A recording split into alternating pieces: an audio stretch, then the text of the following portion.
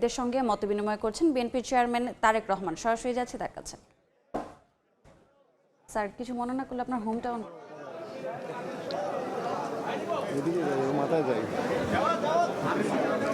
এই মুহূর্তে আপনারা দেখতে পাচ্ছেন যে বিএনপির চেয়ারম্যান তারেক রহমান তিনি গণমাধ্যমের সাংবাদিক সম্পাদক যারা এসেছেন, বার্তা সম্পাদক, তাদের সঙ্গে কুশল বিনিময় করছেন। তিনি আজকে মূলত দেশে ফেরা পরে প্রথমবারের মতো আজকে গণমাধ্যমের সঙ্গে শুভেচ্ছা বিনিময় করছেন। তিনি আপনারা দেখতে পাচ্ছেন যে আজকে এই মুহূর্তে তারেক রহমান বিভিন্ন গণমাধ্যমের সাংবাদিক যারা রয়েছেন, একের সঙ্গে যারা সম্পাদক, বার্তা সম্পাদক, এছাড়া মাঠের যারা সাংবাদিক যারা রয়েছেন, বিশেষ করে তাদের সঙ্গে কিন্তু শুভেচ্ছা বিনিময় করছেন। আপনারা দেখতে পাচ্ছেন, আমরা দেখানোর চেষ্টা করব তারেক রহমান সবার শুভেচ্ছা বিনিময় করছে, আমরা দেখানোর চেষ্টা করছি। আপনারা দেখছেন যে এখানে গণমাধ্যম কর্মীরাই তাকে স্বাগত জানিয়েছেন। তিনি গতকাল রাতে তিনি জানেন যে স্থায়ী কমিটির বৈঠকে তাকে বিএনপির ভারপ্রাপ্ত চেয়ারম্যান থেকে তাকে ভারমুক্ত করে আসলে সিদ্ধান্ত দেওয়া হয় এবং গঠনতন্ত্র অনুযায়ী বিএনপির চেয়ারপারসন তাকে মনোনীত করা হয় এবং তিনি চেয়ারম্যান হিসেবে তিনি মনোনীত হন এবং তাকে চেয়ারম্যান হিসেবে স্বীকৃতি দেওয়া হয় দল থেকে। গতকালকে স্থায়ী কমিটির বৈঠক হয়েছে গুলশান কার্যালয়, সেখানে আপনারা দেখতেন।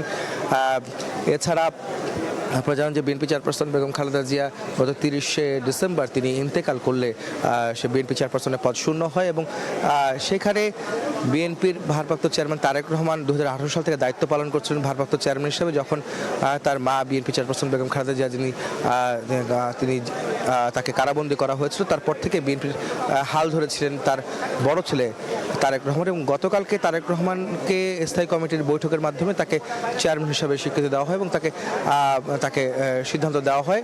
এরপর থেকে আজকে প্রথমবারের মতো তিনি চেয়ারম্যান হয়ে প্রথমবারের মতো তিনি যে কর্মসূচিতে অংশ নিচ্ছেন সেটি হচ্ছে গণমাধ্যমের সঙ্গে শুভেচ্ছা বিনিময়, মত বিনিময় সভা, সেখানে তিনি অংশ নিচ্ছেন। যদিও এটি পূর্ব নির্ধারিত ছিল আগে থেকেই, গণমাধ্যম কর্মীদের যারা রয়েছেন, সাংবাদিক যারা রয়েছেন, সম্পাদক যারা রয়েছেন, বিভিন্ন টেলিভিশন, অনলাইন পত্রিকা সহ যারা ছিলেন তাদের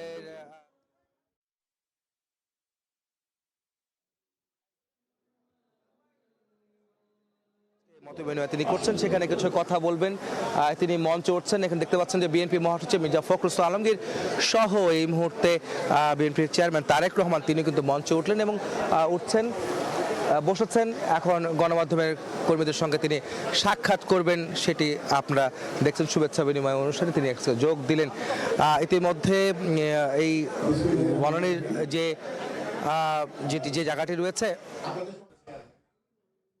সরাসরি যুক্ত ছিলাম রাজধানীর বনানীতে।